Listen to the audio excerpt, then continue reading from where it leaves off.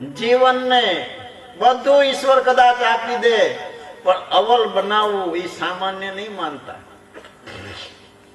તુલસીદાસજી મહારાજે કીધું, હું નાગો હતો, લુચ્ચો હતો, લફંગો હતો, સાધુને ગાયરું દીધી, બ્રાહ્મણને દુભવા, બધું કીધું. અપરંપાર પ્રભુ અવગુણ મોરો, માફ કરો મોરારી. કેવા શબ્દો! સાધુ દુભ્યા, બ્રાહ્મણ દુભ્યા, ભક્ત દુભ્યા ભારી, માત પિતા બંનેને દુભ્યા.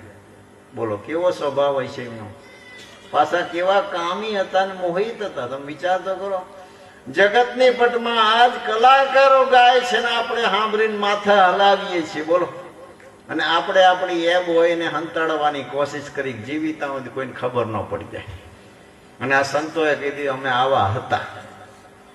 પણ ફરક ક્યાં છે કે એક રાત્રિના સમયે કામી તુલસીદાસ, મોહવશ થયેલા તુલસીદાસ, ચોમાસાના ટાઈમની અંદર અષાઢ મહિનાનો મેઘ વરસતો હતો અને સ્ત્રીથી દૂર ન રહી શકે. રાતના 12 વાગે પોતે સામા કિનારે ગામ હતું ત્યાં પોતાની પત્નીને મળવા જાય છે.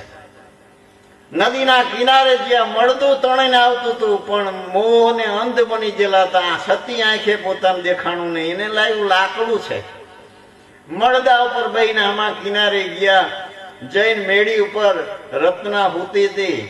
જોયું તો દોયડું બાંધેલું તો ઝડપ દઈને દોયડું પકડી અને રાજી થયા કે મારી પત્નીએ પણ મને મળવા માટે રસ્સી બાંધી રાખી છે. ચડીને રત્નાને જ્યાં જગાડે, રત્ના બે બાકડી જાગી ગઈ. ઓહો! ગાજ વીજ અને વરસાદ, તમે અહીંયા આવ્યા કેવી રીતે? કે મને નથી ખબર, પણ તમે રાંઢું બાંધી રાખ્યું છે. નદીમાં એક લાકડું તણાતું, લાકડું પર બેહીને આવ્યો. મને વરસાદે નથી નડ્યો, મને વીજળીએ નથી નડી, મને નથી બીક લાગી, મને નથી અંધારું દેખાણું. રત્નાએ બારીએ જઈને જોયું તો એરું પીંગાતો. બોલો. એરુને પકડીને ચડી ગયેલા. પોતાને ખબર નહીં કે એરું છે કે રાંઢવું છે. શું કીધું એ રત્નાએ? શું કીધું સાંભળજો.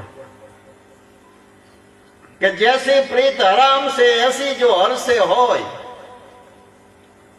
ચલા જાય અમર લોક મેં વાંકા પલા ન પકડે કોઈ. જો આ શિખામણ આપી સ્ત્રીએ કે તમને મારા ઉપર આટલો મોહ છે ને આટલી કાળી રાત્રે તમે યારું પકડીને જો મને મળવા આવ્યા, આટલો પ્રેમ જો તમને રામજી ઉપર તો હોત તો તમે આજ ન્યાલ થઈ ગયા હોત. રત્નાને એવી ખબર છે કે મારો ધણી મને મૂકીને ભાગી જાય છે.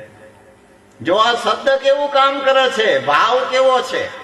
પોતાના પતિને શિખામણ દીધી, પણ એનું પરિણામ તમે જુઓ. તુલસીદાસજી મહારાજ ઈ સેકન્ડે બારીએથી ઉતરી અને કાશી જતા રહ્યા અને રામ નામની જ્યોત જગાવી.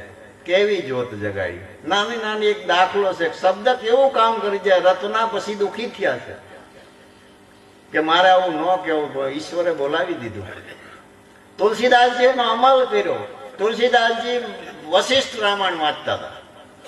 રાત્રિના સમયે ભગવાને એમ કીધું કે તુલસી, લોક ભોગ્ય ભાષામાં ભોજપુરી લિપિમાં તું રામાયણ લખ, તો એ લોકોને વધારે પ્રેરણાદાયી બનશે.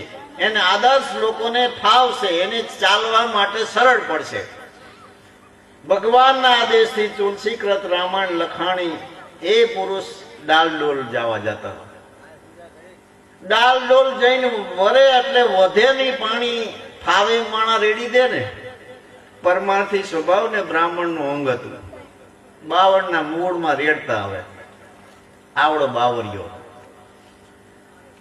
10-12 વર્ષ સુધી આ ક્રિયા ચાલી. બાવળ એવો જબરો ફાલી ફૂલીને થયો ને અહીંયા બાબરો ભૂતો તો એક દી તુલસીદાસજી મહારાજની સામે આવીને ઉભો રહ્યો કે હું તમને પ્રસન્ન થયો છું. તુલસીદાસજી મહારાજ વિચારજે કે ભાઈ તું તો ભૂત છું ને મને કેમ પ્રસન્ન થયો? કે આ બાવળિયો છે, અહીંયા હું રહેતો હતો. તમે મારું સ્થાન કેવું સુંદર બનાવી દીધું છે. આજ હું ખુશ છું. માગો માગો. કે હું શું તારી પાસે માગું? મારે તો રામજીના દર્શન કરવા છે. તો પણ મારી પાસે ઉપાય છે. કાકા મારી ભૂત અને પ્રેત ખાણીના આગેવાન હનુમાનજી મહારાજ છે. મારે હનુમાનજી મહારાજ ને મેર છે. હું અહીંયા સુધી પહોંચાડી દઉં, હનુમાનજી મહારાજ આગળ તમારો મેર કરી દઈશ. તેમાં કીધું ને તુલસી નફા વિચારીએ ક્યાં ભલે પૂરે છે કામ. ભૂતન સે હનુમાન મિલે, આ શરીર મળ્યું પંચ મહાભૂતનું. ભૂતન સે હનુમાન મિલે, બાબરો ભૂત મન. ભૂતન સે હનુમાન મિલે, હનુમાન સે મિલે રામ.